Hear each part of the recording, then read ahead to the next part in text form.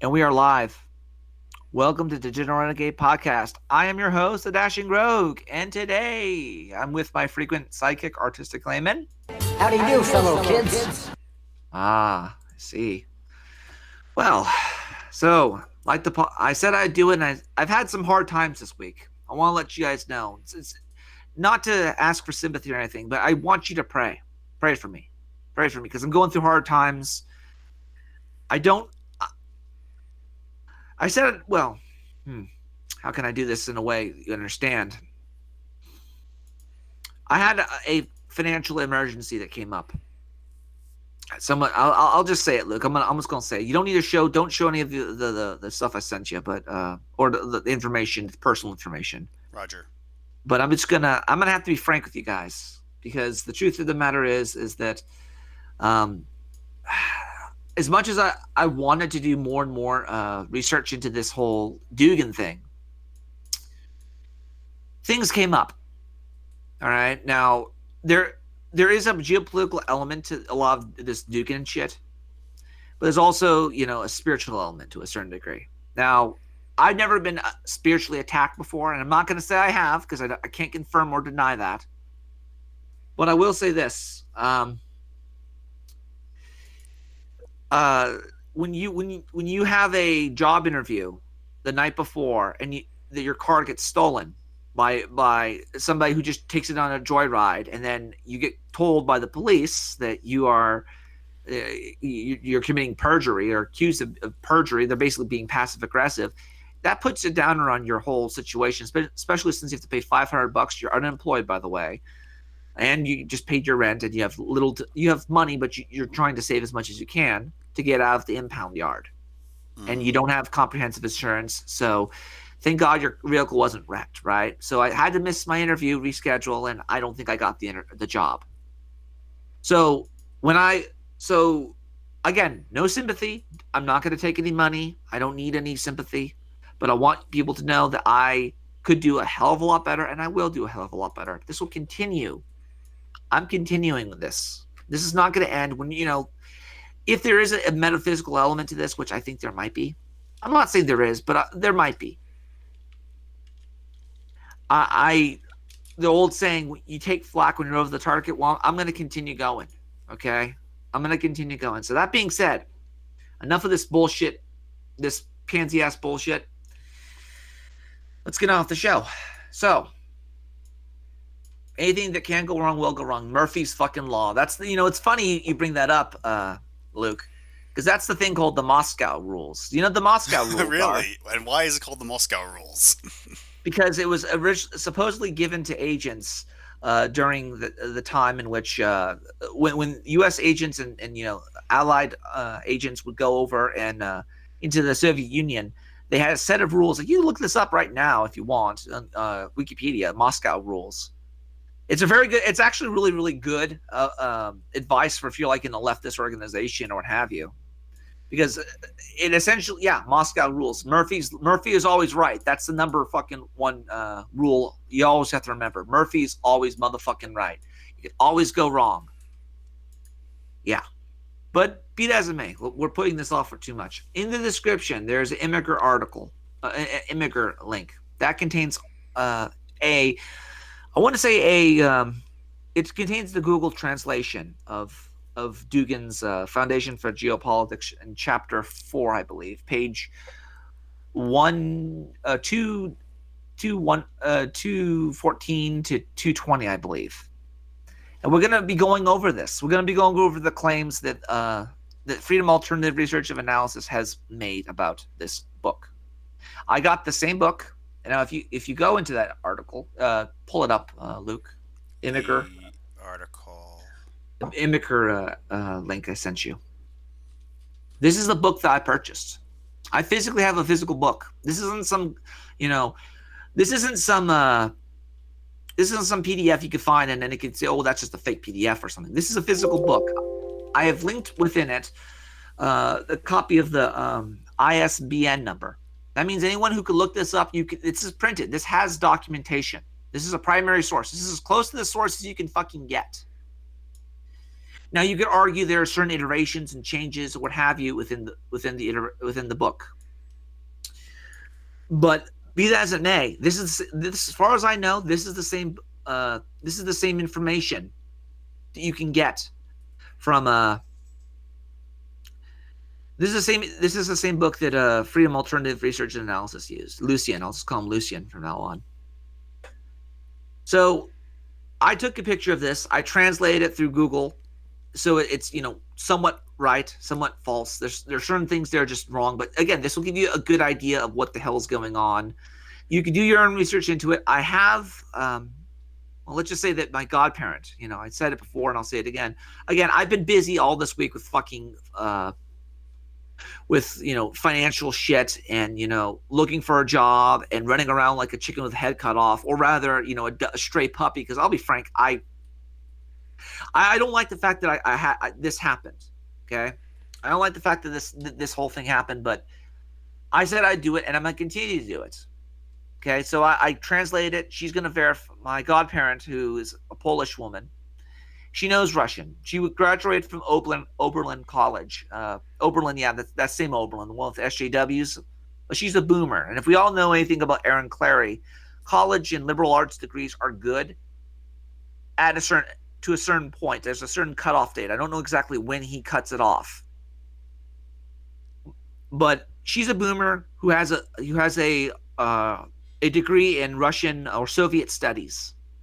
Soviet studies from way back. She was trying to be a foreign policy woman, trying to push foreign policy.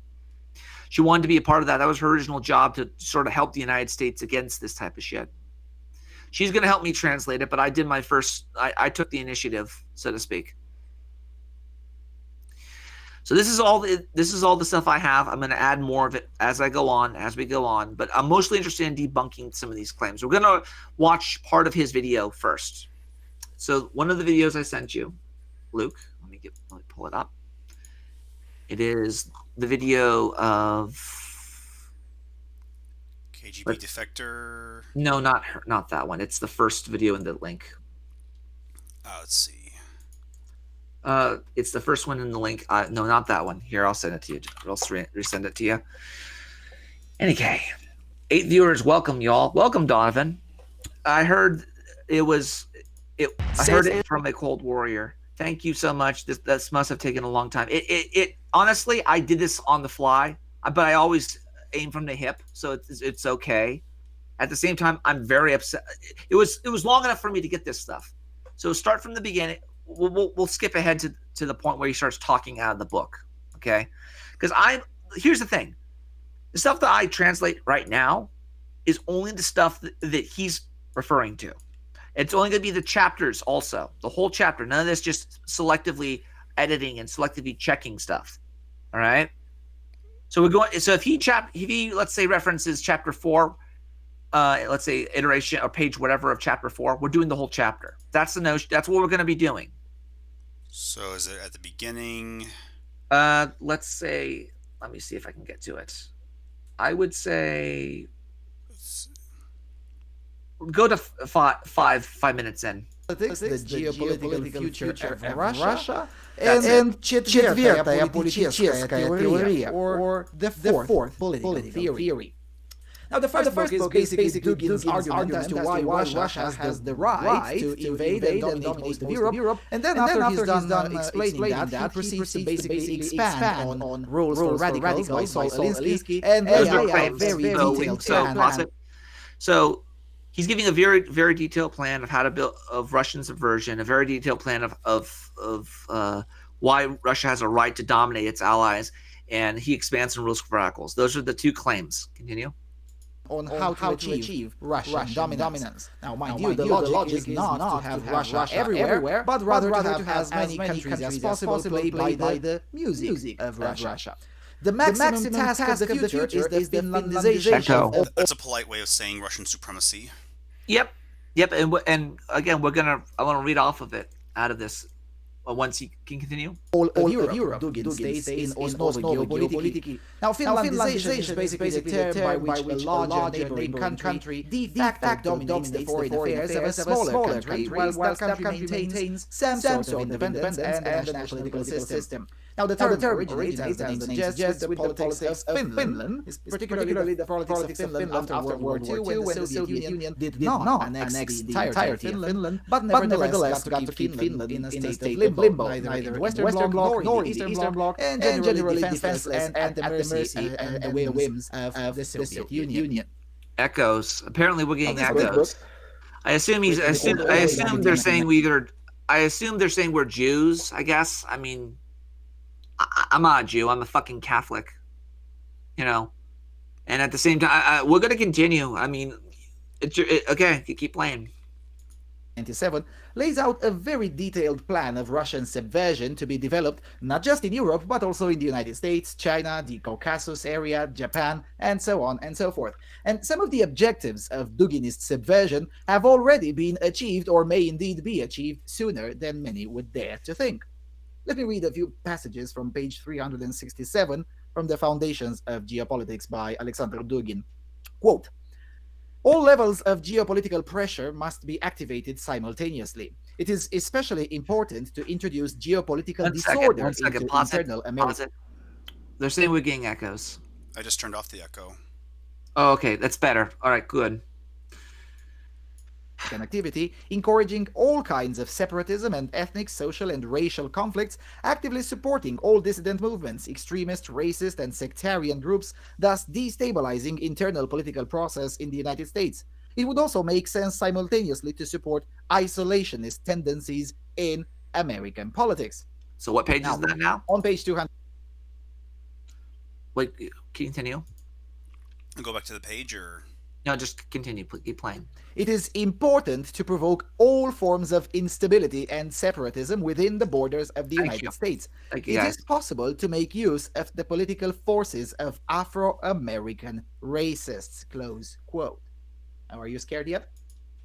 He's going to continue. And then he's going to go into, I think, page 214, I believe. Because that's the one I translated tonight. I'm going to do more later on. Continue. Because there's more, as in a lot more. Page 216 on the construction of the Eurasian Empire. Quote, okay. At the basis of the geopolitical construction of this Eurasian Empire, there must... Okay, so page 316. Class, go to page 316. This is the translation I have. Fundamentals of geopolitics of them and land and internal cultural and political impulses. Some other people or some other countries can act as the pole of the Eurasian continental empire, only take control of the totality of the Russian lands, and for this it is necessary to fulfill almost unbelievable conditions of the people, to wipe out the Russian nation off the face of the earth. Since this seems unlikely, Russians must be recognized and once again taken on the complex role of the center of the Eurasian Empire. So essentially, they want Russia essentially as the head of this Eurasian Empire. Now, again, nationalist, right? This guy's totally nationalist. He's protecting everybody. Don't you worry about it. You let those fucking Russians protect you. So again, the Russian Empire. The geopolitical construction of this empire should be based on the fundamental principle of a autarky, of a negation of Atlanticism, a rejection of U.S. strategic control, and a rejection of the supremacy of the economic market liberal values. This is the common civilizational basis, the general impulse that will open the way to a lasting political strategic alliance. Again, this guy is totally not a globalist, right? We'll create an it says, again, this is from Google, so it's like really fucking retarded. But again, what he is saying, it seems to be here. This is right here. What he's saying is true. Based on what I've seen, he's not lying. Okay? And that's the main thing.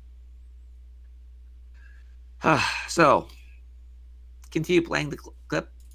Must be placed one fundamental principle, the principle of a common enemy. a negation of Atlanticism, a repudiation of the strategic control of the United States, and the rejection of the supremacy of economic liberal market values. This represents the common civilizational basis, the common impulse which will prepare the way for a strong political and strategic union. Close quote. So basically, yeah. So essentially, the common enemy. So again, what he is saying in this it rings true, based on the translation from Google, based on the translation of this physical book. He's not lying. There is something here. There absolutely is something here. And I've translated the whole chapter, so people could go into it. But I like this one particular link. Go to in the Immigrant article. Look at or the Immigrant album. Look at page 17, page 217, if you can, Luke. Yeah, thank you, Donovan. Yes, I'm trying to do as much as I can to get this shit done. Honestly, again, there's a lot of shit going on. This again, I don't trust Dugin. I think this guy is a liar. I think this guy is literally playing everybody against the United States, and it's going to get worse because right now all we have is the left and the right is we're so fucked right now because the United States, the dialogue about Russia is almost either if you're criticize Russia, you're a Hillary supporter. If you aren't pro Russia, you're a cuck at this point. They're orthodox, man. They're just trying to help people. So did you show the link of the Immigrant article? The Immigrant article. Oh, where are we? Yeah, it shows a picture of it's a little picture, and I've translated this so it says rich the rich West in Russia and the poor South Russia and the poor. It says. Basically, it's saying the rich Western sphere of influence, and then there's the Russian Eurasian sphere of influence, and there's the poor third world. It says the third world geopolitical revolution against the planetary domination of the Zalid is the foundation of the South of the South, the poor South with Russia, Eurasia.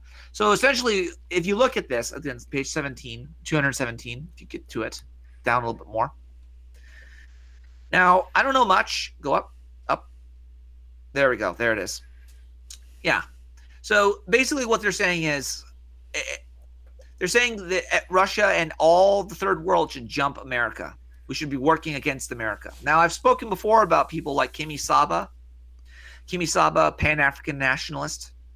Pan-African. We've seen pictures of Dugin hanging out with Muslims and mobs, even though the guy's a fucking supposedly an Orthodox Christian, right? But hey, we're supposed to believe he's traditional, So yeah, I think this guy is lying. I think this Dugin fella is a liar. I think that Lucien, this Freedom Alternative Research and Analysis fellow, is correct. I believe that what is happening now in the United States. Goddamn fucking echoes. Oh, dang it. Yeah. But Well, when you're over flak. What was that last part? What was that last part? When you're over flak, when you take flak, you're over the target. But what I was saying is he is. It seems like he's trying to weaponize all the third world, against the United States. And again, we've talked before about fourth generational warfare and how people are using these fucking migrants to push an agenda. Why wouldn't Russia try to do the same thing? The fuck over the United States? Why not? I mean, there were African migrants at the fucking Mexican border, guys. Why the fuck? Why is that happening? And then to add more insult to injury, we have Tim Pool. I believe it was here. I'll send it to you. Oh, what's happened? What happens? Tim Pool talking about Russian propaganda supporting Black Lives Matter. Oh yes, I remember this. Yeah, exactly. And again, a lot of what is happening that we see. And again, I trust Tim Pool. I'm going to give him the copy of it. I'm going to give him a copy of this book. I'm going to give him all the notes. I'm going to Xerox copy everything. Give it to him. Say, translate this shit. This explains what's happening. Please, for the love of God, I will give you $500. I will do whatever I need to do. Get the shit out there that people need to fucking know. Okay? But yeah, apparently Russia was supporting Black Lives Matter, and at the same fucking time, what do we have from another article from Tim Pool, another picture video of Tim Pool? Russia tried to create a pan-African state in America through leftist activists, and of course, what did Lucian say? We should support Afro-American racists. Quote from Dugin. Yeah. And there's a long history of this Russian shit happening in the United States. I mean, look at fucking Sergei Tretnikov. Sergei Tretnikov, I'll send you. I will let you play the video. Although oddly enough, at this point, we don't even need to designate it as Duginism, because I always assumed this was just the way that globalists run things. That the way that just you create instability in the most prosperous countries and create chaos where they belong ranks. Yeah, but Luke, he's a nationalist. Why would you be attacking a fellow nationalist? Don't all of us nationalists have to defend against the globalists. It's a false dichotomy. I'm a nationalist for all nations, but for my nation first. I prioritize my nation. If you try to impose on my nation, I'm sorry, but you're not a fellow nationalist. Yeah, and that's another thing. There's another claim that I got from one of these. There's a Ukrainian, I guess he's like a leftist or something, but that doesn't mean shit in the fucking political realm anymore when it comes to, countries that are not part of the frickin' common law system like most of Eastern Europe and most of Europe in general. Again, just because somebody claims to be on the right doesn't mean shit. I'm looking at you, Martin Sellner. I'm looking at you, Bolsonaro. I'm looking at you, Dugin. I'm looking at all these fucking people who are not part of the common law. And for those of you who need to know what the common law is, basically what it means is that if I do this one day, I have to do it again the other day. It's about having, it's about building upon laws. And that way we don't just say, okay, well, today we're going to treat the blacks as slaves, and then we're going to abolish slavery. But, oh, wait, we'll bring it back again. They can't do that. There are certain laws that they can be changed, but as law is practiced, case law is a thing. That's basically the point of common law. It builds upon itself. We see this time and time again. Now, I sent you a link, and I'll send it to you again. 1 second. I'll send it to you again, Luke. Play this. Let's see what we got. It's in the regular chat. Send a message so everyone can see. Yeah, RT is CNN. Well, President Obama begins a week-long international trip tonight that will take him to Italy and Ghana. But the first stop and the main focus of the trip will be Moscow. You're correct. He's an imperialist. He's a Russian imperialist. And the sad part is the guy was a national Bolshevik. You watch... wow. Yeah, Dugin was a fucking national Bolshevik. We have pictures of him. I've shown it before. The guy's a national Bolshevik. And the whole Nazbol gang shit? I fuck with those guys all the time on Twitter. They call me a globalist. Despite the fact that more evidence is shown time and time again, this guy's a fucking globalist. This guy's an imperialist. This guy wants to make everyone poor, but wants to make Russia rich. So really, at the end of the day, he just wants to be a globalist. He wants his hand in the cookie jar, not our hand in the cookie jar. Despite the fact that I would imagine America has stabilized the world and been a force of good and order, and these fucking Islamic extremists, which, by the way, he hangs out with a lot. He loves hanging out. Dugin, that is. Loves hanging out with those fucking Islamic extremists. So play it. Reset tense Russian-U.S. relations on nuclear arms and other issues. But our next guest is warning this morning that Washington should not fall into that trap. He is one of the highest KGB spies to ever defect to the United States. He's the subject of the best-selling book, Comrade J, The Untold Secrets of Russia's Master Spy in America After the End of the Cold War. Sergei Tretnikov joins us now from Tampa. Sergei, welcome. Thank you for joining us this morning. The president will be meeting with the top Moscow officials. He'll be meeting with Vladimir Putin and others. Look, your words of warning. You've said America's naive about Russia, that we think the Cold War is over. We think that they're still trying to destroy us. Yep. People asking me all the time this question, Sergei, what happened after the end of the Cold War? And I'm always asking them, who told you that the Cold War was ever over? It transforms, it's like a virus. Yep. In former Russian military doctrine, there was a definition of potential main enemy, adversary. United States, NATO, and China. In today's doctrine, and especially in a doctrine of the modern Russian intelligence, there is a definition of main targets. It's United States, NATO, and China. I don't see too much difference, but there is a difference. But if you are my potential enemy, it's one thing. But Yeah, if you are exactly. my target, It's one you are thing my if target Iran right now. goes nuclear. It's one thing if Iraq decides to, go nuclear and start attacking everybody, or little Rocket Man starts, spurting out because somebody called him a fatso. That's one thing. But it's another thing to say, okay, you know what, Russia, you're our enemy. You're not a potential enemy. You are our enemy, and we're gonna go after you, and we're gonna kick your teeth in. And it's one thing to be vigilant. It's another thing to be a fucking asshole. So anyway, keep playing. So you say that we're still a target for Moscow? Yes. Yes. The other thing is, if American side will concentrate all its efforts to deal with Mr. Medvedev, I think it's a waste of time, because Mr. Medvedev doesn't have any political weight, any weight at all. But wait a minute, the President of the United States says Mr. Medvedev is thoughtful, he's forward-looking, he's doing a fine job of running Russia. Those are the words of President Obama. I can express my own opinion about Mr. Medvedev. Yeah. I think that Mr. Medvedev, who never had any political experience, and he doesn't understand what politics are, That's why the best thing is just to speak with some other people. Some other people, you mean Putin? Yes, Putin is not that much better than. Do you, FX asks a question. Do you think that the struggle between the neocon American imperialists and the Russian imperialists, with neither side being good? I personally think that there are hawks on both sides. And here's another thing, if you want to look at it from this perspective. They're all boomers. And what did the boomers do all their fucking life?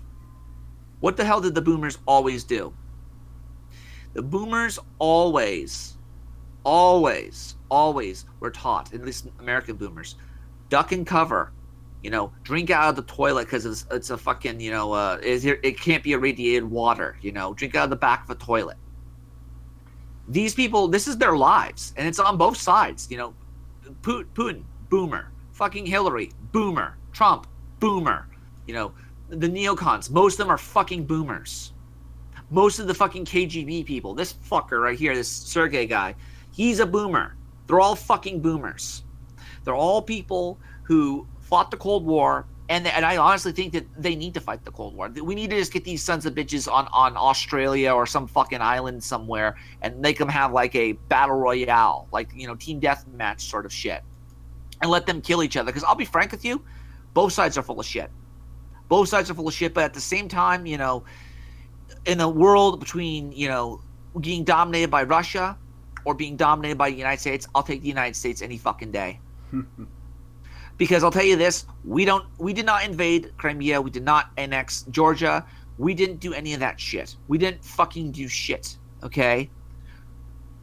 All right? Now, what this whole collusion of power between different hateful factions reminds me of?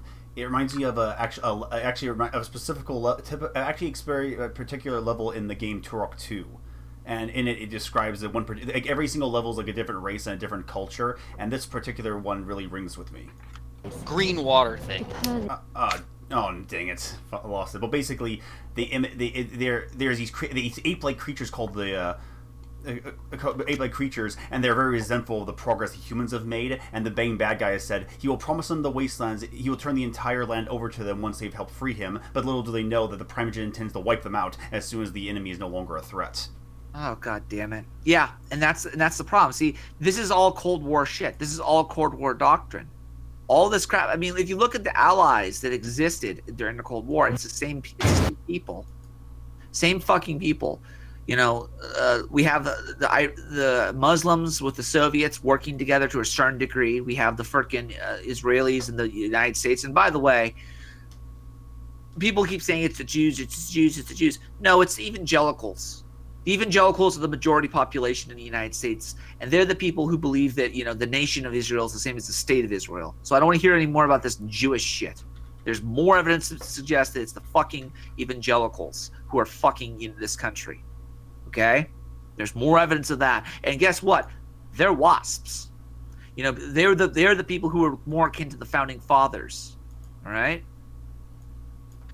The Perlin regard humans as weak, squeaking insects, and are deeply resentful of the progress humankind has made as the centuries have come and gone. The Primogen has fooled the Perlin into believing that he will turn the lost land over to them once they have helped free him. Oh boy. Do the Perlin know that the Primogen intends to wipe them out as soon as Turok is no longer a threat? Uh-oh. That's not good. So I'll send you another link. Take a look at this link. It's a YouTube video again. And again, I'm going to continue doing this. I'm going to continue doing this for a while now because it's long overdue. I've got the paperwork. All I need to do is do the fucking work. And I'll tell you, I think Donovan Warland said look into AVOZ, I believe it is. Avos, or whatever it's called. They're Ukrainian people. I don't know. The Ukrainian, they're the real threat. Well, we'll get to them in a second, but play this clip. Oh yeah, they're the new threat now, huh? Yeah, well, they're again, I'm doing what I can. Dashing. Bingo dashing. I think that was a story we first brought to you last year. Remember those 10 Russian spies who were arrested here in the U.S. and then sent home as part of a spy swap? It turns out the FBI caught Anna Chapman and the other agents on camera many times as they conducted their spy games. Justice correspondent Bob Orr has the story. Since being expelled from the U.S. as a Russian spy, Anna Chapman has become her own international brand. Part-time lingerie model, TV personality, and aspiring politician. Yep. But before Chapman was the star of men's magazines, she appeared in more sedate, almost boring videos, and didn't know it. In June 2010, the red-haired spy visited a New York coffee shop to Be careful with that cloth. her Russian hand. Uh-oh. Beware of the fucking redhead. They get you in trouble, to quote my fucking camp counselor. Go ahead. But that's the thing, it's not just the redhead. They can push all your buttons if they have to. Yeah, exactly. And then my question is, why didn't we discard this person or give them like a tattoo or like do one of those Aldo the Apache swastikas on their fucking head? That way we keep track, and then also put them out of their spy career. I'm just saying. I mean, you don't have to deface them just because they're evil or they're Russians. No, you do it just to keep track. Just give them a tattoo. That's all. I'm not maybe like a dick tattoo or like one of those. Was it Flame Boy and Wet Willie? Where the fuck it is? I don't know. I don't know. I don't know. I'm just thinking. Keep playing. Handler. That handler was really an undercover FBI agent, and the meeting was secretly recorded. Later, the FBI watched her again while she shopped for leggings, hats, and jewelry inside Macy's as a Russian official waited outside. Chapman was not the government's only unwitting video star. The FBI also watched as two of Chapman's fellow spies met on a Brooklyn street, and then again near New York's Columbus Circle. The newly released pictures document the FBI's decade-long investigation called Ghost Stories of 10 Russian spies burrowed deep inside American culture. Yep. Frank Migluzzi is the FBI's top counterintelligence agent. Anytime you totally identify and dismantle a foreign intelligence service network operating clandestinely inside the United States, that's a huge win for us. It seemed over 10 years, the FBI had cameras everywhere. Agents took these still pictures of a buried stash, $60,000, that a Russian operative had planted in a rural field in New York State. 2 years later, video cameras then recorded one of the spies retrieving the treasure. Officials say the tradecraft was sophisticated, but compromised. This video shows spy Mikhail Semenko leaving a package in a dead drop under a bridge in Arlington, Virginia. Still another camera captured a classic brush spy payoff.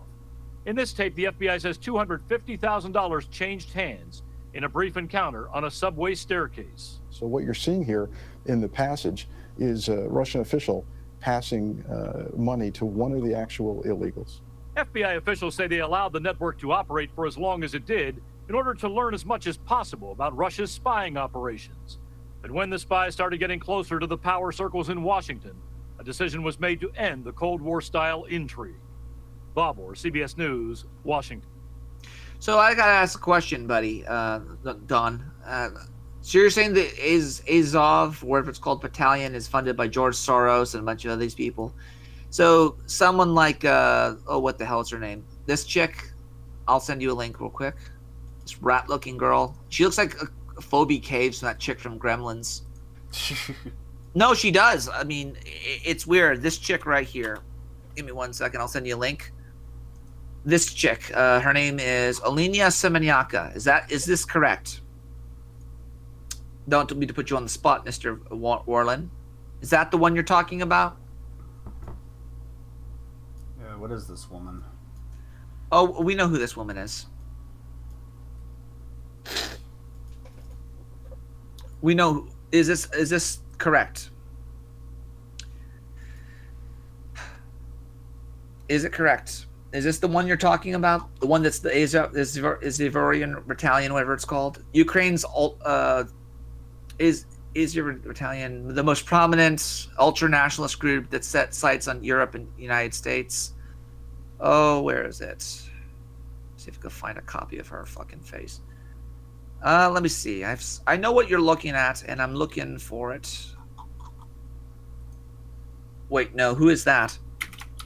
Well, you tell me, man. I mean, I've seen this one before. I don't know if it's still here. Give me 1 second. Again, getting a little bit distracted here, but where is it? Is that it? No. This thing right here, this little Azov battalion. I'll send you a link. Because again, you're saying it's all Dugin, it's all this. No, it's not. It really isn't. It really fucking isn't. It really, really isn't. Because I'll tell you this, I do not trust any of this shit. I do not trust. I only know the males. Okay, you only know the males. But that's what you're talking about. This Azov, the wolf angle symbol. You got yourself the fucking the black sun. The black sun, yeah. Those people. Is that who you're talking about, Mr. Warland? And with FX says with a waving ocean in the background for some reason. I don't know. FX says she, the Anna Chapman girl, I assume, not this rat whore, looks like a Bond girl. Yeah, and it's kind of fucked up if you ask me. It's fucked up that a lot of these people, a lot of these chicks are, they're infiltrating. These people are infiltrators. And this might be irrelevant. I think she's also in this picture, but I can't tell. Yep, that's her. That is her. And it's under the article, the Awakening 2 conference in the Turuk area. Yeah, the Turku area. Turku, yeah, some fucking foreign place which no human has ever gone to. Oh, I should be more nicer. I know, but I'm just such a horrible human being. I mean, you know, Dugin is just a God-fearing Christian, and I'm just some horrible heathen Atlanticist who just wants to destroy everything and conquer everything and fuck everyone. Yet, for whatever fucking reason, this see if I could just find her freaking.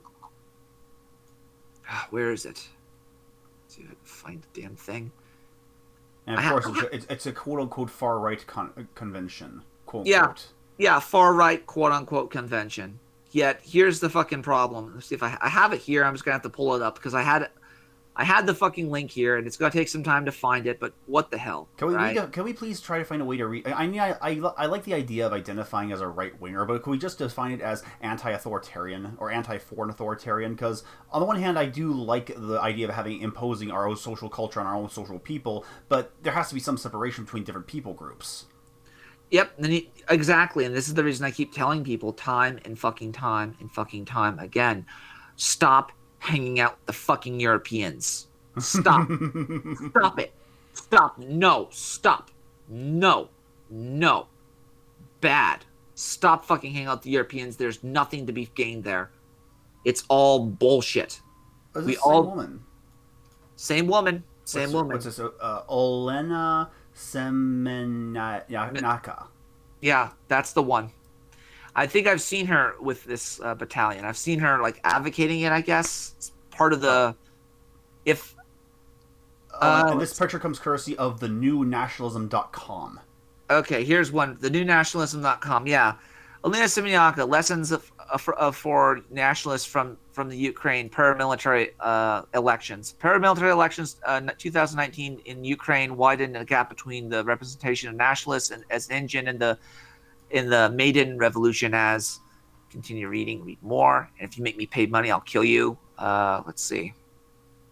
As experience shows, nationalists are associated precisely with power aspects of the Ukrainian statehood. Clashes between streets and pre-revolutionary special. Let's look. Alrighty. Let me see. Where is it? I think this woman is part of the Azov battalion. I'm almost certain she is. I have a picture of her around here somewhere. I've sent it multiple times, but this woman, again, you are correct, Donovan. She's not someone you could trust. Again, Reconquista. Yeah, the logo on her shirt with the arrows in every direction. Yeah, it's very well. Then you also have the picture of her with the hell is it? Where is it? Pictures of her with Dugin. Right now, if I can find it, and I'm sure I can, I'll post it in the description after this chat. I posted already, Luke. Post it in the chat. You may look. Let's see. Yeah. I'm again. I don't like this. I don't like the fact that. Yeah. There we go. Well, the thing that should make us uncomfortable is the fact that Dugin was on Alex Jones, and Alex Jones knew nothing about him. Yeah, and because keep in mind, Dugin's just this good Christian boy. He didn't do nothing. He's fighting the globalists, don't you know? After the fall started anti-civilian attacks, the ethnic Russians ran eastward, arms dealers. They recruited RAM American guys. I don't know. That sounds like fucking Duginist propaganda because this chick is Ukrainian. I don't know. Again, it sounds that way. I don't fucking know. But I'll tell you this. Dugin is not a Christian. He's not a Christian. And I think a lot of this Christian, this trad Catholic, trad Orthodox, trad this, trad that, it's just another fucking meme. And I'm going to show you why I think it's another fucking meme. I'm going to show you why. I've said this before and I'll say it again. I have a playlist I made.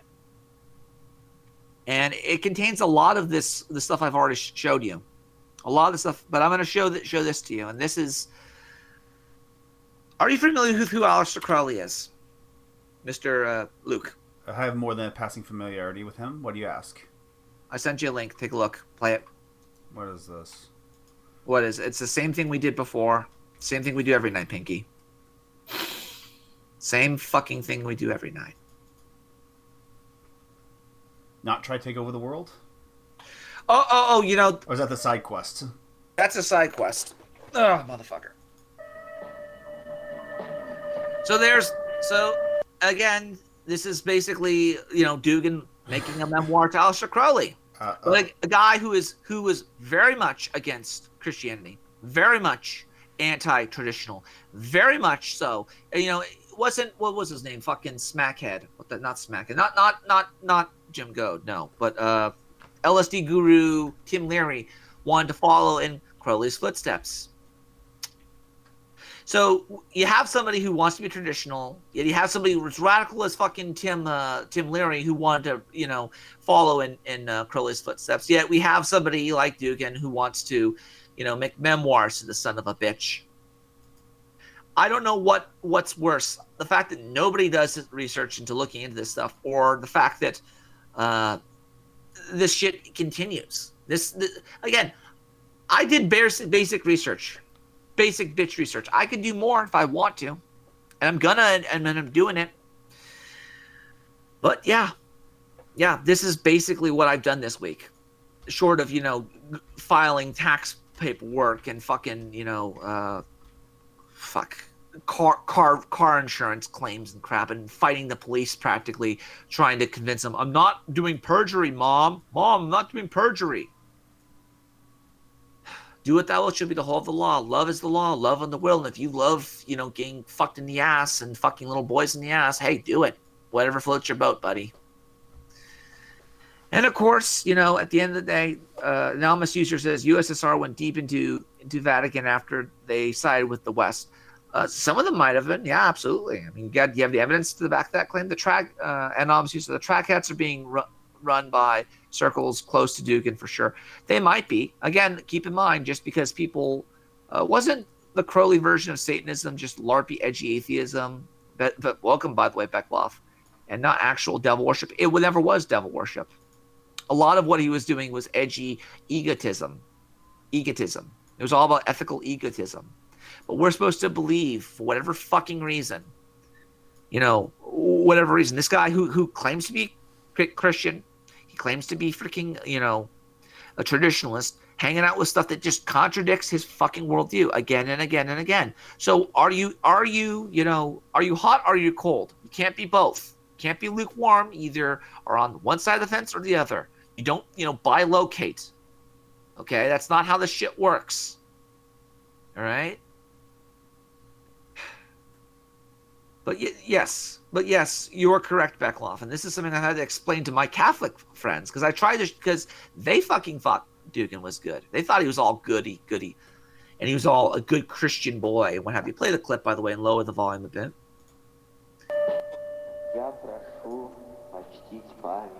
Just lower the volume. You just mute the volume, it's fine. Just mute the volume, it's fine. Just mute the volume, because I'm going to continue talking. Yeah. So again, we have this guy who's against liberal market values. Yeah, he claims to be traditionalist. Yet at the same time, he's pushing this Christian thing. Yet at the same time, he's doing satanic stuff, or not satanic, spiritually leftist crap. That again, no Christian has any reason to be in this type of crap, except for looking into it and trying to disprove this type of crap. I'm not going to get to the point where I start thinking He-Man, is... I'm not going to get to the point where He-Man is fucking promoting Satanism and shit like that. No, I'm not. I'm trying to hold individuals accountable, because you can't have your cake and eat it too, obviously. You can't claim to be a trad Catholic and then fucking open up a goat or some shit like that and sacrifice those to Moloch. You just can't do it. One is true, the other is false. And, if this guy's a liar, if this information out there is a lie, all I have to do is tell the truth, and all I have to do is call the person on their bluff. That's it. That's all I have to do. I don't have to prove the guy worships, the devil. I don't have to prove the guy is, a Muslim. All I have to do is prove that he is not what he claims to be, and he has claimed to be many different things. He's claimed to be, anti-capitalist, anti-liberal. He's claimed to be traditionalist. He's claimed to be, anti-communist. He's claimed to be nationalist. He's claimed a lot of things. And so far, when you try to establish a Russian empire, you are not a fucking, that's not traditionalist. That's not nationalist. That's imperialist. That's globalist. When you try to meddle with the affairs of other countries to try to attack your enemies, that's globalism. Okay? Now, America does the same thing. You're absolutely correct. They do. The difference here is that we're not ashamed of it. We don't lie about it. We don't, say that we do one thing and do another. Some people might. I don't. I'll fucking say I want to have, the best clothing, the best food and groceries, and the best, Levi jeans and all the other shit. I will fucking say it, and I will embrace it. Okay? These motherfuckers don't have the fucking balls to just say what they want. They'll do all this scheming and manipulation and all this other crap. But in the end of the day, let's see. Let's look at some of the chats. So FX says, LaVeyan Satanism was edgy atheism. Crowley created a religion called Thelema. Yeah, then you should look up a guy by the name of Augustus Sol Invictus. The Mother Lode, third largest oil reserve in the world. 40% of the world's oil goes right through here, the Strait of Hormuz. Empire. Real empire. Yeah. Fuck with us again. Now, that was a rendition of Dick Cheney in the movie W. Dots, which oddly enough made W look very sympathetic. Yeah. So you want to talk about Thelema? This is the type of person you're dealing with, Thelema. You know, I would pay money to see this guy debate Mr. Littlest Chicken Hawk himself, Ben Shapiro. I would pay for it. Keep it playing it. Play it. This. Yeah. Once sacrificed a goat and drank its blood. What? He's a follower. He's a follower of Thelema. This is what you get when you have, again, traditionalists, right? We're all traditionalists. We're all traditionalists. We're all good Christians. We're fighting globalism together, don't you know? We're all one happy family. That's his name, Augustus Sol Invictus. Seriously. It means the unconquered. I think Augustus is like, I guess, the Roman emperor, and then Sol Invictus meaning the unconquered son. Yes. Or some shit like that. Are you serious? Wow. Yeah, FX says it best. If you can't pin them down on an opinion or on a religious beliefs, they shouldn't be trusted. Yeah, exactly. Oh wow. Yeah, they shouldn't be trusted. I don't trust Dugin. There's too much shit out there right now. And again, you can play that like, you can just keep playing it. That question does not send a shiver up your spine. I don't think you've given it much thought. Yeah. I did the sacrifice of goat. I did sacrifice a goat. I didn't know it's properly oh my god, he's speaking in the fucking foghorn leghorn accent. Oh boy. So I did sacrifice a goat. I know that's probably a quibble in the mind of most Americans. A quibble in the mind of most Americans, I say. And don't you get that littlest chicken hawk Ben Shapiro down here. I sacrifice an animal to the god of the wilderness. Yes, I drank the goat's blood. He told the Associated Press. What the fuck is wrong with the right that we let these animals into our fucking movement? Are we so desperate for new blood that will take in people who drink blood? Are we so desperate for new blood that we'll steal it from the woodland creatures of God's creatures? I mean, come on. Ugh. So, again, this guy is a follower of Thelema. He follows Thelema, so he is the same motherfucking guy. He's connected to Crowley by religious reasons, by memes. The same way that Dugin is connected to Crowley by religious memes. Not memes, memes. So, again, the question then becomes, who the fuck is what does trad mean? You know, there are trad Muslims out there that they consider, are they part of the movement? Are they part of the fucking, the right? You know, at what point are we going to just say, this is not acceptable anymore? This is not, we have to just say, fuck you, get out of our movement, and you come back again, we're going to fucking jump you. I wish someone like us could get in those positions and say, no, we do not accept you. But it's almost like we're always like a generation behind, and by the time we get to the positions of power, the situation will have shifted. Yep. And, yeah, that's basically what the fuck's going on. If you can't pin him down, and of course, Donovan's, losing his shit, like, oh my god, this guy's running for Senate. Yeah, he's a follower of Thelema, the same thing as Dugin, same fucking thing. So this type of notion, keep playing it, he's going to get encountered there. You'll see him talk his... So I must ask you to make sacrifices, not for me, but for our country.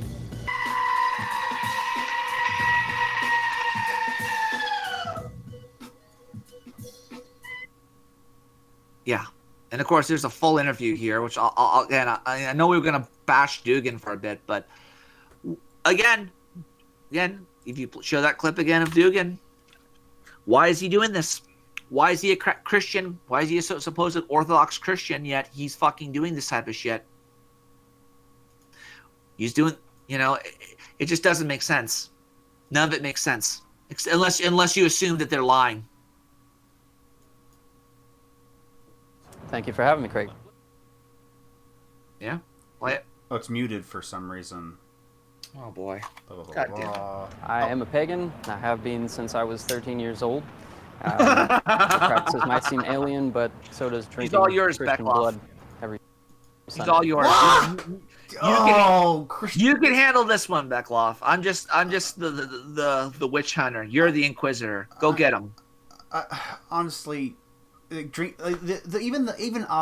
not Catholic, and I would never say we're drinking Christian blood every week. Like, oh my god.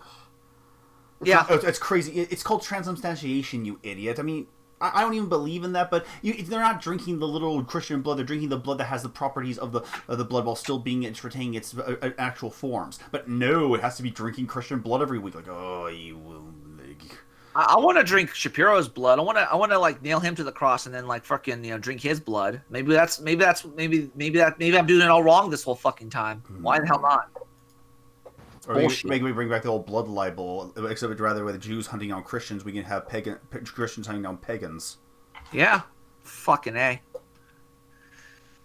That happened. It was an act of thanksgiving after surviving the wilderness back in a pilgrimage in 2013. I'm guessing that was about bringing the blood. Sacrificed it to Thor. Oh my God, Thanksgiving. Oh God. Why are they muting out the interviewer? That is so weird. They muted him out because because it's some fucking I don't know what the hell it is. I don't know. They muted him out. I wish they could have kept him around, but just play it. I think the Civil War is already coming. I think we all talk about it inside our living rooms, but it is still impolitic to say it in public. Yeah, you can start a sweet candle factory, Jonathan. That's like my father always said growing up, America needs another Great Depression. It would teach people the meaning of life again. And if we don't have a war in this generation, then I think we're all for the worse. It's always risky trying to have these conversations about wanting to bring forth a depression, because on the one hand, I know that bad times create strong people, and then strong people get good times, but you don't want that to happen. Dude, I fucking had my car broken into one night before my fucking one night before my interview, my final interview for my job. I had to postpone it. I'm probably not going to get that job. I don't know it yet, but I'm probably not going to get it. But guess what? All the time I was, I've only been on vacation for 3 times. 2 were staycations. 1 was with my mom, and we drove down to fucking she drove, and I drove down to freaking to LA to meet family. I've saved every penny I've had. I have $6K saved up, and most millennials would not be able to survive paying rent and then paying $500 for an emergency. Okay? I am the strong man. Okay? My dad's a weak man because he says, go dashing. You gotta go to Hawaii with your money. Take a day off. You're between jobs. Go on vacation. That's what he would do. He'd do his stupid little fucking, his lisp. His little mushroom chicken lisp. Anyhow. I think danger is something that we have eschewed in American politics. I think this concept of mass democracy and being a salesperson as a politician is kind of what's ruined America. So I think someone who is standing up for justice is inherently dangerous. Wait, what? What did he say? What? Inherently dangerous. What's inherently dangerous? Kind of what's ruined America. So I think someone who is standing up for justice is inherently dangerous. Justice in what sense? Do what you will is the whole of the law. You can't have any fucking standards. I mean, if you're saying things like social... How dare you, Luke? How dare you have a fucking standard, a moral standard? How dare you judge that fucking tranny, underage drag queen? How fucking dare you? It's not just. How dare you? That's basically what the guy's saying. I mean, that's what Crowley was. If he's saying something to the effect of like social justice, then yeah, we shouldn't treat people differently on the basis of their social identity. But justice is a given. You have to have that. Yeah. You should You should go on a staycation between jobs. That's what I've been doing, Beckloff. Between paying looking for work and fucking paying off all my bills and everything like that. I'm on a staycation right now. I'm drinking myself, drinking pina coladas and dancing around. And guess what? I'm making it. I'm making it right now. But my dad, I don't know how the hell I'm not born a crack addict, or some fetal alcohol poisoning syndrome. It's by the grace of fucking God that I'm smarter than my fucking old man. Okay, and this is not me trying to, say I'm better than everybody else. No, I did the basics and I'm successful. Okay, the bare minimum. But keep playing. I think the government does.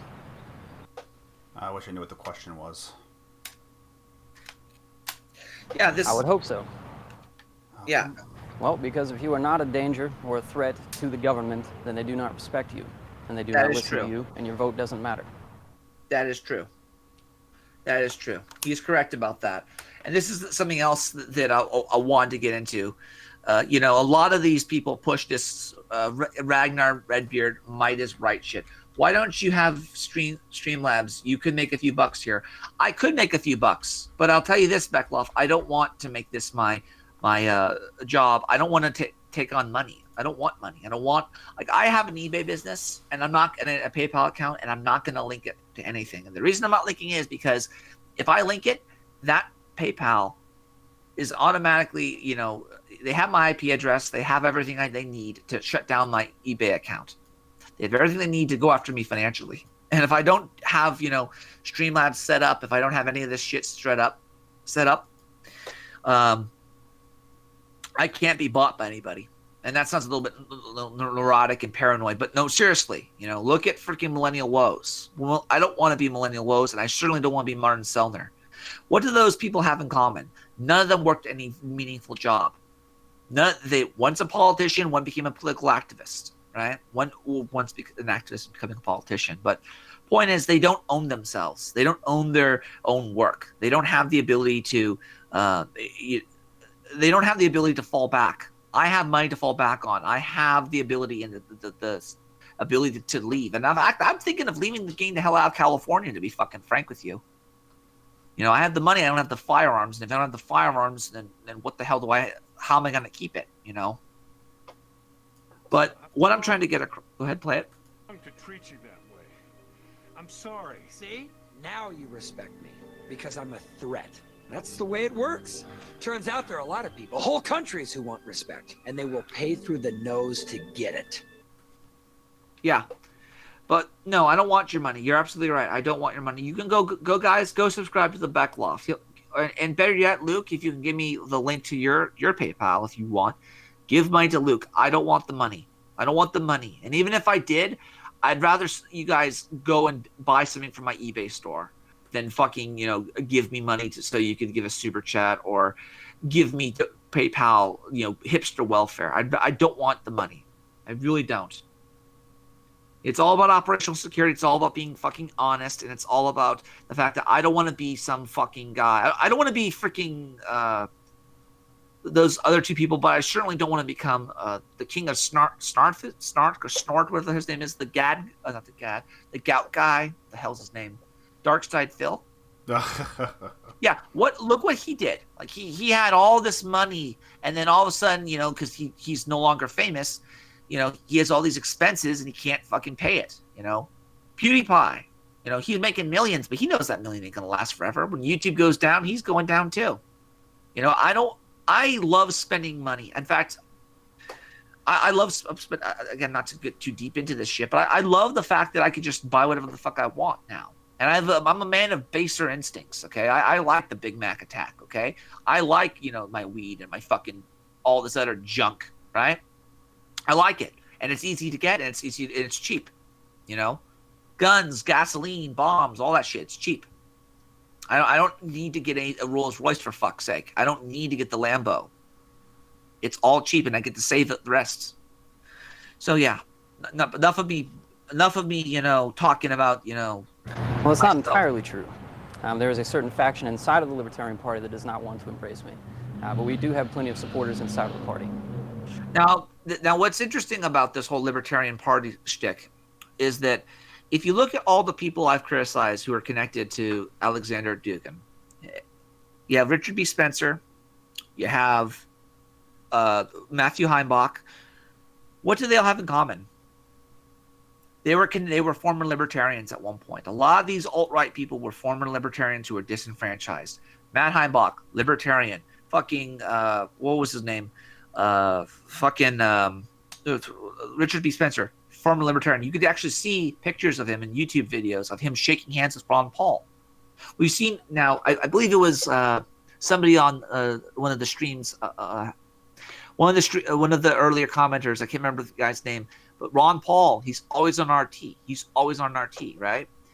I wanted to share this other clip that I have. It's not of fucking it's one more clip I have. Just give me 1 second. This will be not Dugan and the other guy. Not Anna Chapman. We're gonna look into these two because there is some connection here. I might actually get fucking Lucian on at some point if I can get a hold of him. Get him on, even then it's gonna be hard. What I'm trying to do is there's a clip, I believe, from CNNBC, and this was this Maria, what the hell her name is.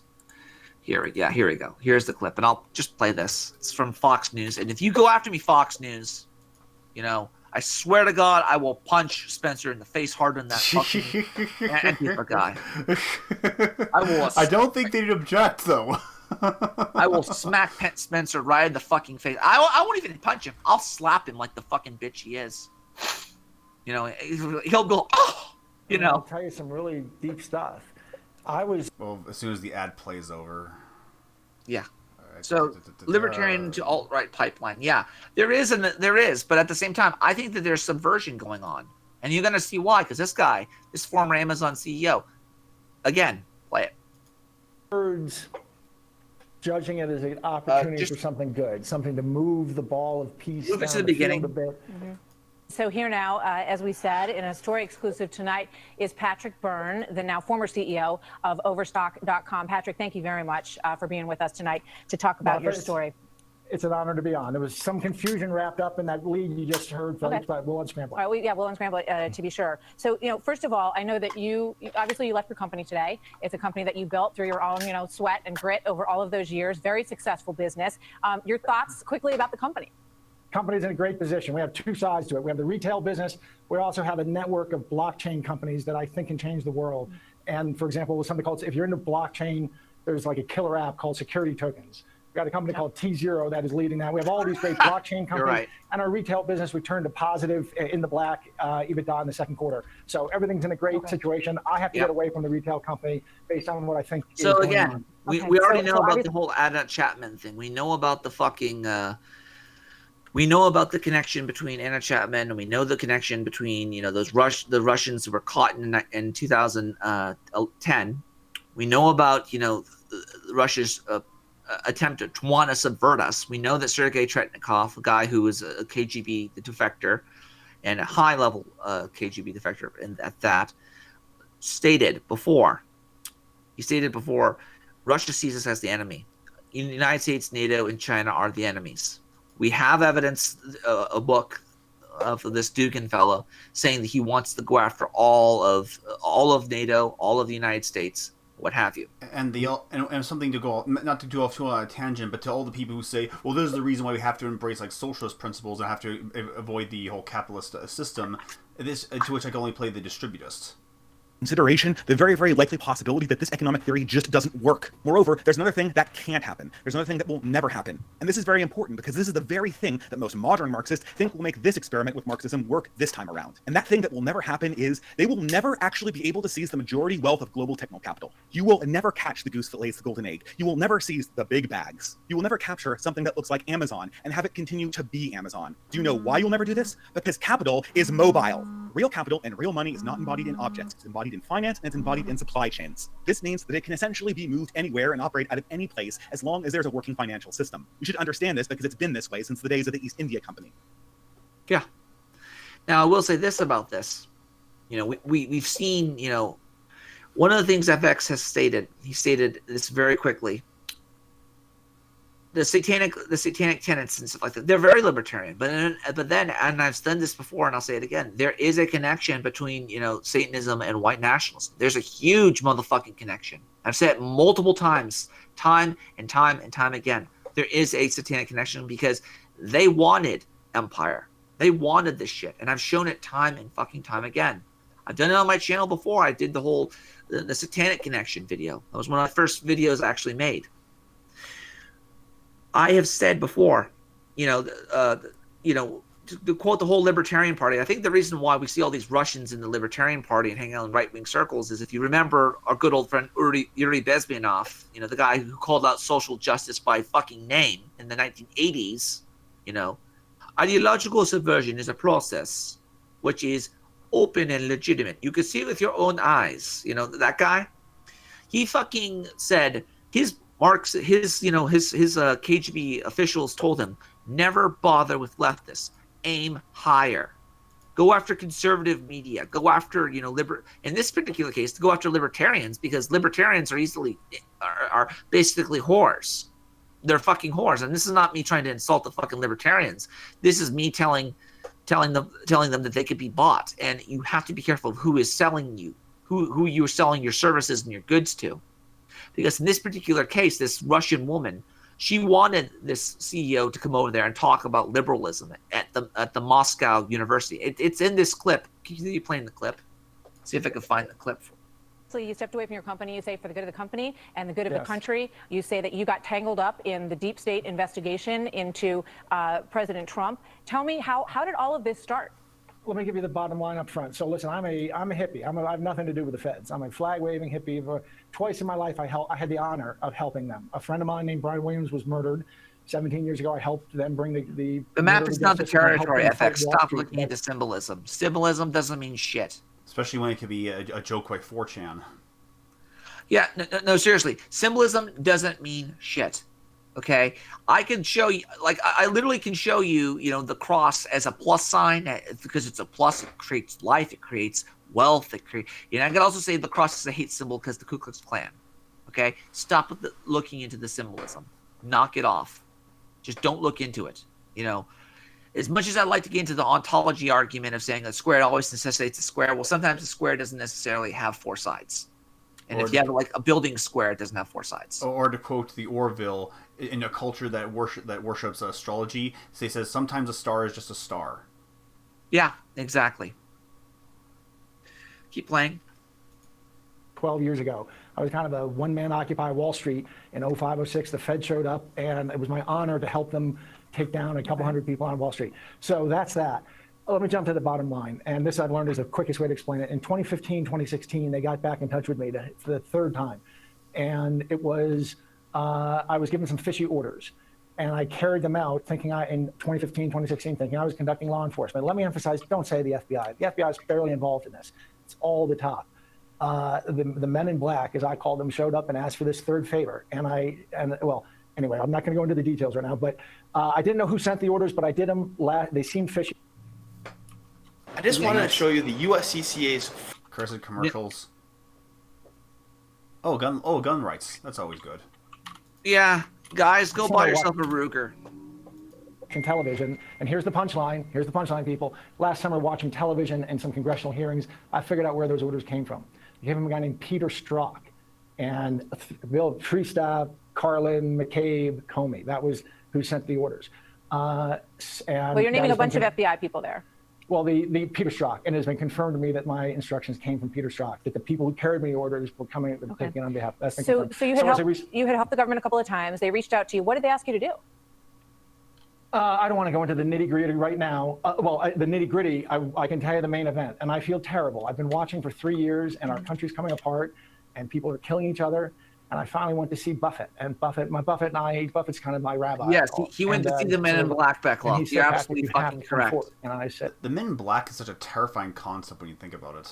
Yeah, honestly, I don't know. I don't fucking know. Agents honestly. who work on humanity's behalf, and they erase the memories of anyone who's involved. Yeah, and the truth be told is that again, there's actually a wonderful quote in that movie. A person's smart, people are dumb. 100 years ago, people thought that the world was. Everybody knew that the Earth was the center of the universe. 1,000 years ago, everybody knew that the Earth was flat, and 5 minutes ago, you knew that human beings were alone on this planet. Imagine what you'll know tomorrow. Yeah, and imagine what will happen. Everyone knows that Russia was not doing anything. Everyone knows that Russia, that Dugin was a good Christian man, a good traditional Christian. Yet, in the end of the fucking day, he has more connections to fucking the occult and more connections to, the world. And, imagine what it's going to happen when I start digging into the fucking book a hell of a lot more, going through all this shit. I don't care. I don't care anymore. I don't care what happens. I do not give a shit. I'm going in. Okay? Fuck your optics. I'm going in. No. Don't show up to Moscow tomorrow. Go on. Said, you know, it's going to make some feds furious at me. Their heads are going to explode. And he said, you let feds do their job. You're a citizen. You got your job. You're coming to the public. Here's what it is. This was all political espionage conducted against Hillary Clinton, Rubio, Cruz, and Trump. This is not a theory of mine, some political theory. I was in the room when it happened, in a way. I mean, not in a way. I was part of it. I didn't know. I knew I had some of the pieces. I thought I had the pieces of something much bigger. Last summer, as stuff bubbled into the news, thanks to good journalists such as yourself, I started realizing I had these very important missing pieces. I actually started trying to help then, but I had to wait until there was a return to rule of law in our country. And I've lived in places where there, and that took waiting until Bill Barr got installed. And then I don't know the guy, that never shaken his hand or anything, but only then did I trust things enough. And I went to the Department of Justice and started you told them what you knew.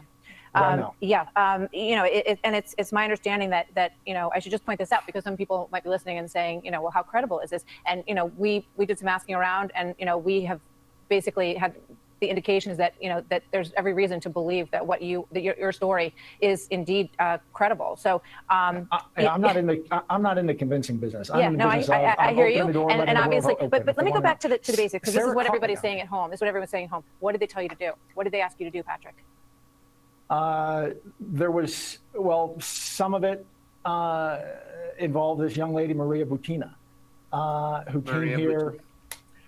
So some of it involved her. Okay. Some of it involves setting up Hillary Clinton for what looked like law enforcement, but was actually setting her up to be blackmailed. I helped set them set up. Another fucking redhead. Why is it always fucking redheads? You can't go into it. And so I'm sure there's a bunch of people in Washington who are going to rip me apart. Goddamn Russians. And I've actually been warned. I was warned last October. If from a friendly person, Patrick, if you come forward, this entire town of Washington is going to destroy you. It's going to turn you into dust. And I give you a lot of credit because I know that you said that you did some soul searching over the summer, and you talked to good friends, and you mentioned one of them a moment ago. What was the nature of your relationship with Maria Butina? Did she reach out to you, or did you reach out to her? And how involved were you? Did you have an affair with her for 3 years, or what was the nature of your relationship? Have you seen the video? I bet you've played it, where candidate Trump is at a conference and this young girl stands up and asks a question. Sure. If you go and look up that conference, which was a 2015 conference in Las Vegas, I'm a small L libertarian, a small R Republican. I don't even identify as a Republican. But I get asked to speak at sort of freedom-oriented conferences like that, and they are the master race. I was at that conference, and after I spoke, she actually came up to me and talked about guns. Well, and some gun rights thing in Florida. And yes, the first we time do. I brushed off, I'm not into guns. I'm not. Everybody should have one, but I'm not into them. I don't fetishize them or anything like. I do. But I often do. But then she came up the next day and said, "Listen, I'm really here. I'm really here. I've been sent from Russia to make contact with you. And there's some people in Russia who want to talk to you. They know about you and your relationship with Milton Friedman. Believe it or not, there are people like this in Russia. There are liberals. Anyway, she had this whole story. I don't want to get into it here. I'll put it up on a website called Deep Capture, which is where I used to write to the world. But I'll go into I don't want to go into where in the doll did you touch her stuff. We had an intellectual relationship. I was given a green light to meet her again. She turned that into a physical relationship. I don't mean to, not that I'm unwitting, or unwell. But so we dated for about 6 months. I was trying to yenter her in to some senior foreign policy thinkers. Because of some things I used to do involving law enforcement taking down Wall Street, I used to have a very low level. She's a Russian, you fuck. And when you get that, you sign a piece of paper that says, when a gal comes up to you from Russia and says, listen, I've been sent here to make contact with you, and we want to take you to Moscow and want you to speak on Bitcoin and speak on liberalism at the central bank, and then we want other people. You have to report that. I reported that. And so that my clearance authority, and which you kind of, I talked about. What was the thing that Dugan always said? He wanted to undermine liberal market values. He wanted, Dugan was a professor at the University of Moscow. Yeah, I just found this in my Twitter feed where it says modern day liberalism, where you see Ellen DeGeneres and W. Bush right next to each other. Yeah. And Again, this stuff, it just doesn't make sense. A lot of this stuff, if I'm correct about this whole Russian thing, we're going to see a lot. Again, links to everything is in the description, guys. There's something going on here. And, if it's not the fact that, I've already spoken before to, I tried to get to this information to InfoWars. I did. Let me see if I can get the link to it, because again, I have a Twitter account. And I tried to tweet to I don't have the clip of it, but I think I showed it before on one of Beckloff's streams at some point. I'll have to go into it. Go subscribe to the Beckloff. I think it's like a year ago or so. I've said I went to go see the freaking the InfoWars people in Berkeley, and I gave them a USB drive of all this information that I have about this. I said, you need to make a redaction. Dugin is a fucking National Bolshevik. He's a Bolshevik.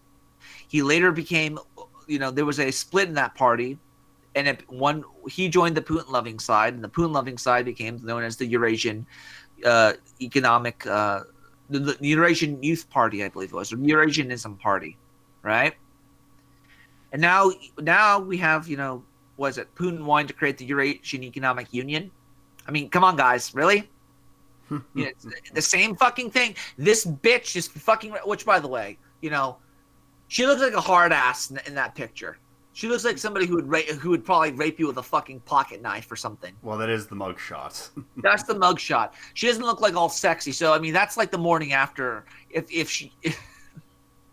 I mean, that's the morning after of what happens when you sleep with a spy, a redhead spy. She's 20 something when you meet her, or 19 something. Now she's like, what, 48 when you fucking wake up the next morning. I know, horrible. I'm a horrible human being. Anyway, keep playing. Actually, you know what? And before I know it, we're gonna play the final clip. We're gonna wrap this up because I am bored, I am tired, and I honestly need to get back to translating this shit. I will continue updating this Immigrant album. I will keep updating it. I will keep re-uploading information here and there and here and there. And ultimately, what I'm going to be trying to do is translate this information, and hopefully, I'll get this shit done. Okay, following the timeline, you and Gnashing Rogue see Leah Strachan, and it's way more likely that they want that data. And Poole asked the audience for such. Redheads will cut you if you're not careful. Yes, they have retractable claws, or so I've been told. Okay, so this is another link. This is another video. We'll close it out for tonight with this video. And again, this is what I hope to find in this fucking book. This is from another individual. Play it. This is from Real Life Lore. It's apparently has 3.2 million subscribers. This video was made Play possible by Audible. Get your first audiobook for free at the link in the description.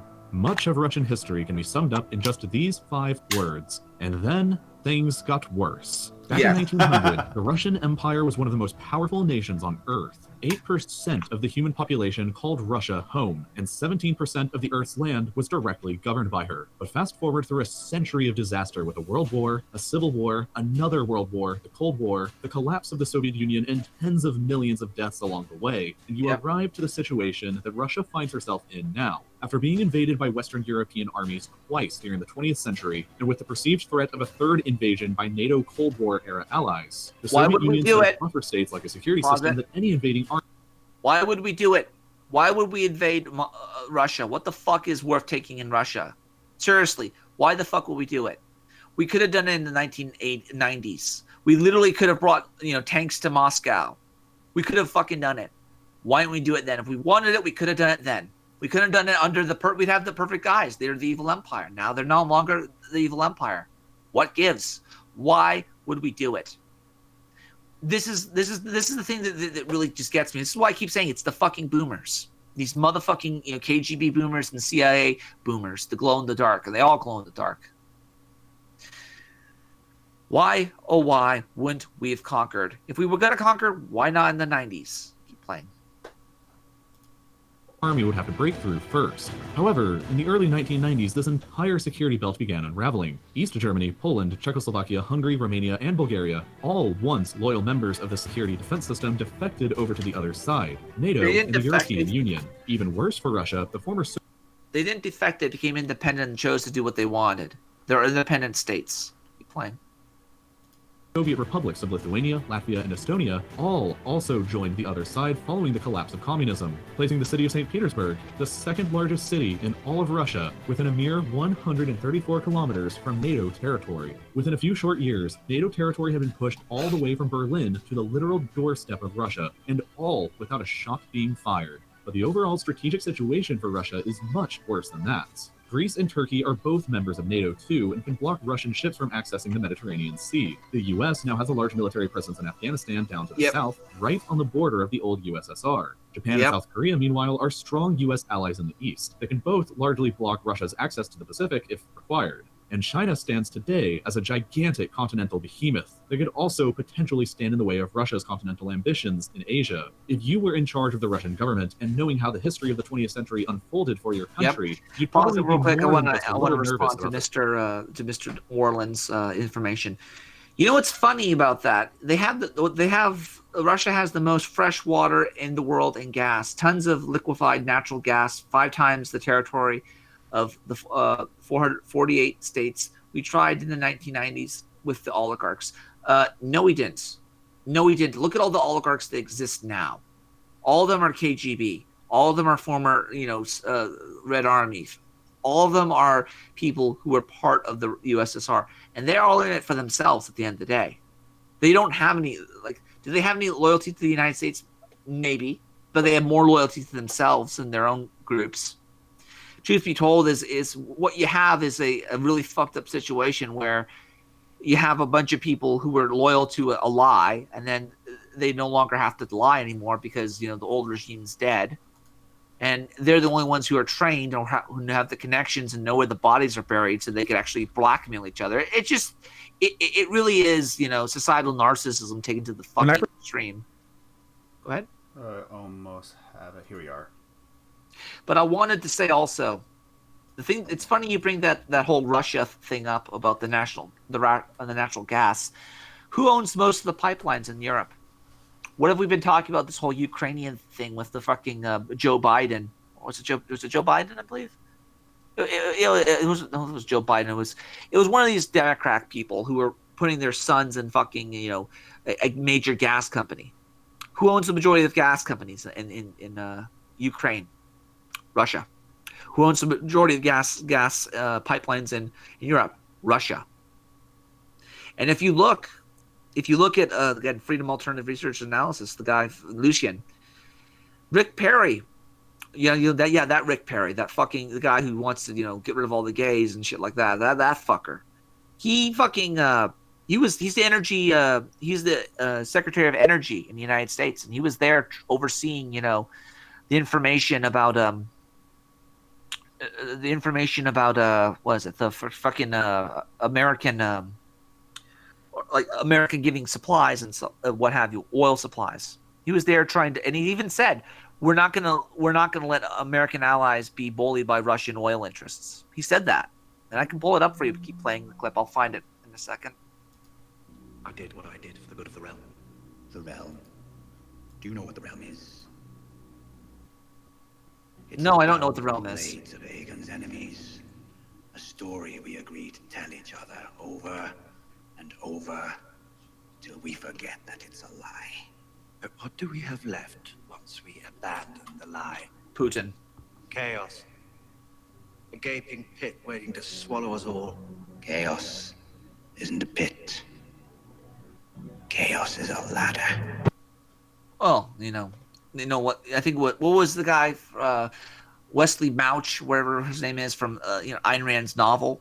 Never waste a good tragedy. Yeah, well, there you go. This fragile geopolitical situation, but fear not, for a textbook outlining exactly what you should do as the leader of Russia was published for you to follow back in 1997. The book is called The Foundations of Geopolitics, and it was written by this kooky dude named Alexander Dugin. It's basically a Oh boy, this is going to end well. It's not going to end well.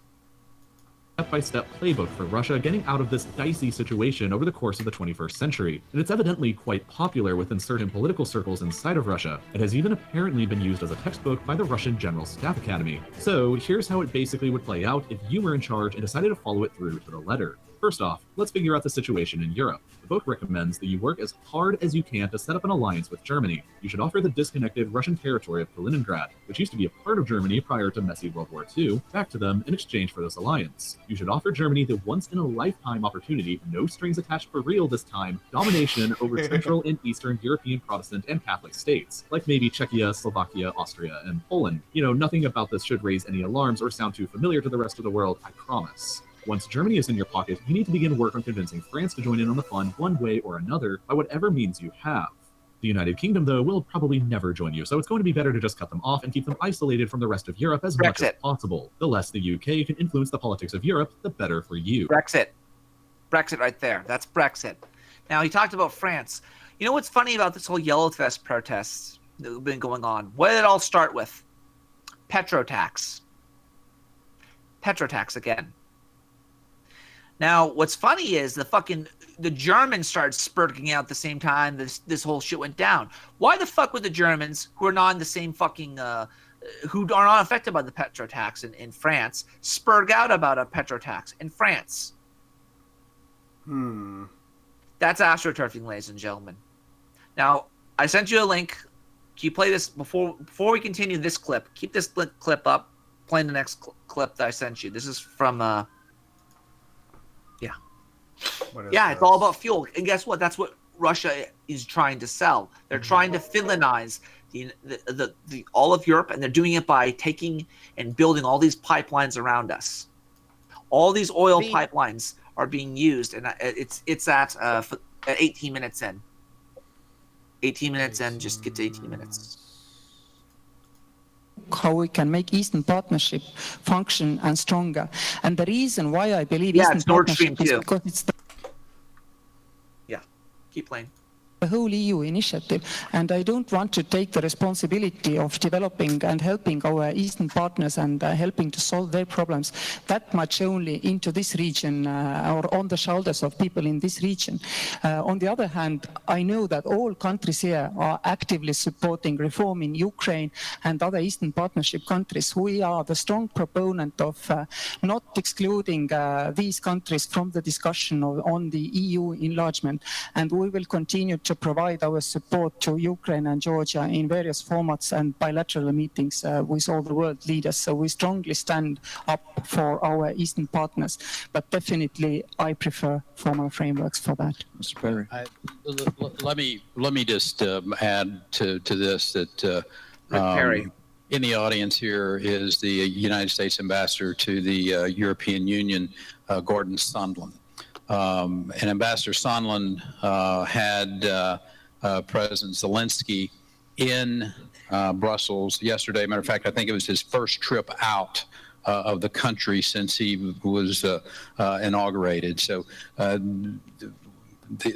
the idea that he would be here might be a little premature from the standpoint of his travel schedule. But here's what I will tell you, that not only is the United States, but the men and women on this stage are engaged with Ukraine in various and sundry ways to help that country to be stabilized economically and otherwise, because I'm not sure there is a more important message to send, not just in this region and through Europe, but around the world, that as a member of this region and the invasion that occurred there, and for us not to support Ukraine in every reasonable, feasible way that we can, is a irresponsible act.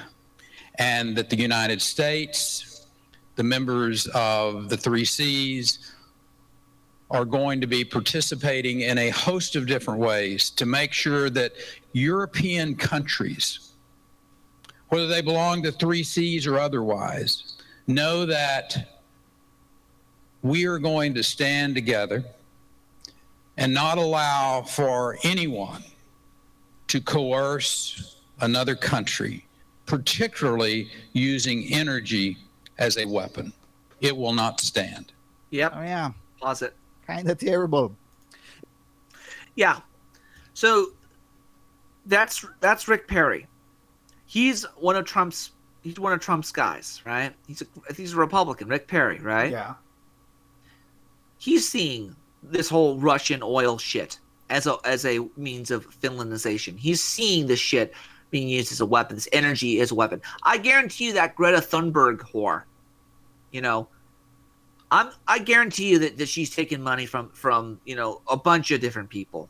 Because I've said before and I'll say it again, what this climate change shit can easily be hijacked by China, by Russia, by the fucking anybody who's trying to up and start their economy by blaming the Americans, blaming the naive fucking college kids in Europe. You're hurting the economy. You're hurting the environment. I mean, for fuck's sake, they turned somehow. Don't ask me how. They turned climate change into a racial issue.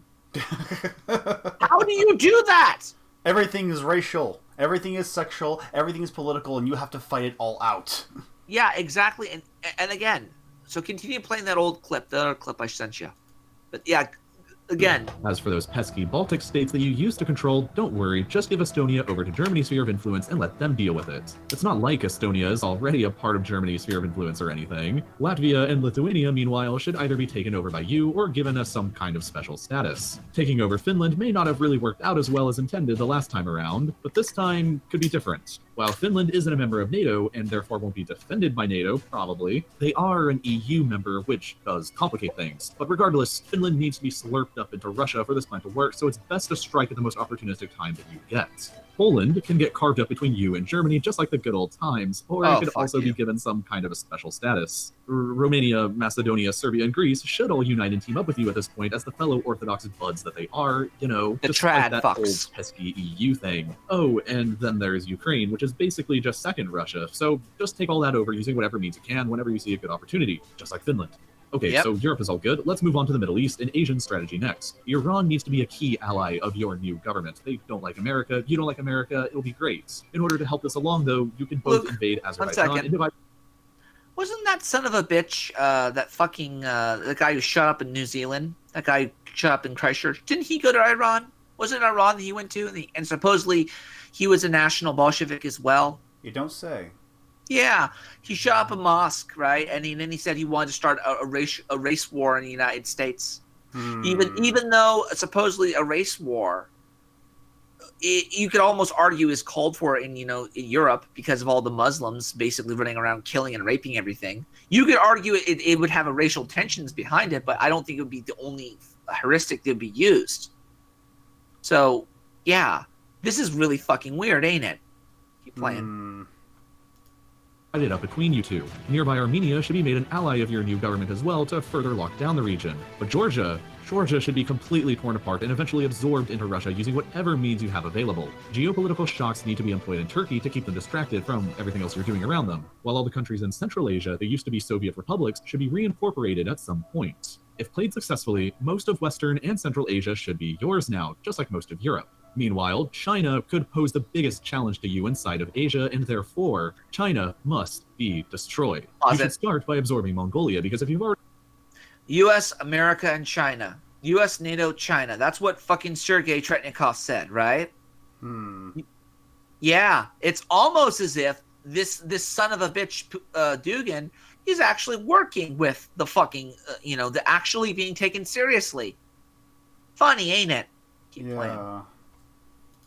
Already done everything previously to this, then who's really going to stop you now? And then try your best to take over the lesser populated Chinese provinces like Xinjiang and Tibet before moving on to the Manchuria region. You can compensate China by offering them a dominion over Southeast Asia, the Philippines, and Indonesia instead, since, you're not going to really use those anyway. As an ally of the United States, Japan must be convinced to leave that all behind. This can hopefully be done by offering Japan back the Kuril Islands, which were taken from them by you back in 1945 after the war. Combined with an effort to spread as much anti-American propaganda as possible in the country, and Japan might soon become your friend instead, and therefore will probably allow your fleets unrestricted access into the Pacific. And finally, there's the United States itself, which probably won't just sit back and let you do all of this. You need to use your special services to infiltrate the country and use your espionage tactics to fuel as much instability, separatism, and chaos as possible. You must actively support every single extremist, isolationist, secessionist, and radical group that you can, even if the support is going to opposing groups. The goal here is simply to cause as much chaos and uncertainty as possible Charlottesville. and keep the United States as distracted from world events and from what you're doing as possible. Let's go have goon rallies. Isn't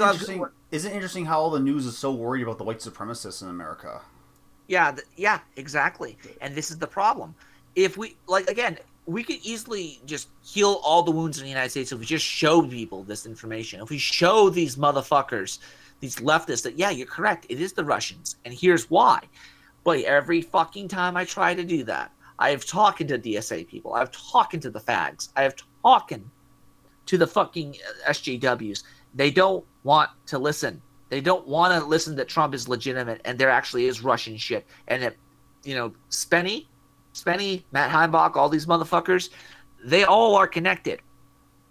They're connected to this this whole Russian thing. You know, I've shown it before. The pictures of Laura Bush, and Richard Spencer and his Russian wife Nina Kuprivieta, with her fucking little Russian it was St. George's ribbon, which was supposed to be a pro-Russian ribbon during the Euromaidan crisis in Ukraine.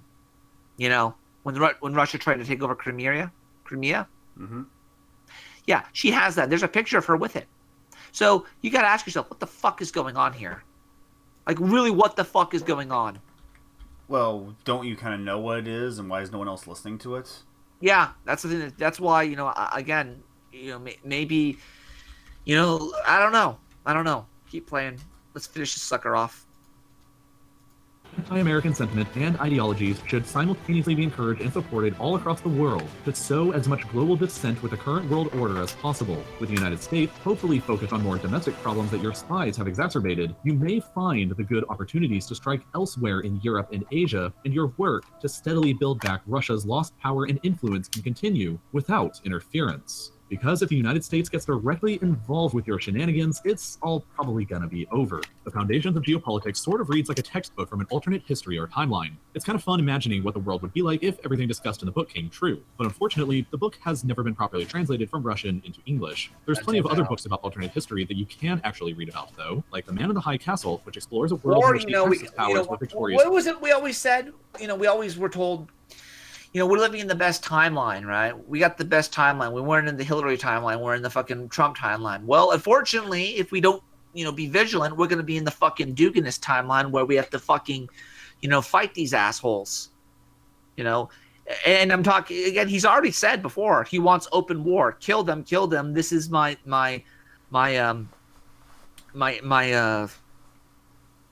suggestion as a professor. When he's told to kill all the Ukrainians. I don't know what the hell's going on, but we're gonna get to the bottom of this shit. That photo that made so much click. That made so much click. Yeah, again, there is something going on here, Donovan. There, you know, subscribe, guys. Again, I'm gonna end it here. I'm gonna end it here because honestly, I have a lot of shit to do. I have a whole week of interviews and shit I gotta do. Hopefully I will get hired, but we're going to continue with this shit. But we're going to be going simultaneously when we go through this book of what the hell is going on. We're going to be going through all the claims that are made by this Lucian guy, and if I can get a hold of him, we're gonna get him on. Now there is a person I have spoken to. He's a friend of Lloyd DeJong as well as Jan Irving. His name's Todd, and if he's watching this, Todd, we're going to get you on. We're going to talk about Islam and Dugin. We're going to talk about it. Now, he's a little bit cringy and fringy, but ultimately, we're just interested in you know, going after the claims that this guy is claiming. You know, we don't need to tell the truth. We don't need to, you know, pin him for being a communist. We just need to pin him for not being a traditionalist, as he claims to be. Whenever he claims to be, you know, if he goes against that, then we got him. And the more he lies, the easier it is for us to find him out, you know? So that's pretty much as far as I've gone, and that's pretty much all I got. I'm running out of steam, and I need to get some water. Luke, any final thoughts? Well, just to repeat I want to make a video of this. I call the Sarkeesian inversion, where I say everything is racial, everything is sexual, everything is political, and you need to fight it all out. Yeah. Yeah. But here's the problem with that. There are people who tried to do that, and they dedicated all their time to it. Look what happened. Lauren Southern, she fucking dedicated all her life. Look at fucking, Martin Sellner. Look at fucking, what's his name? Fucking Millennial Woes. Look at all these different people who became full-time political activists, and it destroyed them. Look at fucking the Proud Boys. Look at the freaking Gavin McInnes. Look at all these people. But as you always say, make it a side quest. Exactly. One of the things I like about the Revenge of the Cis guys. They don't take it seriously. They don't take any of this culture war shit seriously. I'm a fucking dashing rogue, and if you want to talk about symbolism, I'm the eternal fucking champion, and I'm going to stop the forces of chaos and the forces of order and restore balance to the world. To borrow a little bit of Michael Moorcock's mythos. Not Michael Moore, not Michael Moore. Michael Moorcock. There's more dick there. Michael Moore's a pussy. But yeah. What can I say? Besides, love each other, be good to one another. I guess in a nutshell, I don't want to be a byproduct of my environment. I want my environment to be a byproduct of me. Yeah. All right, ladies and gentlemen. This is the Digital Renegade podcast. Out.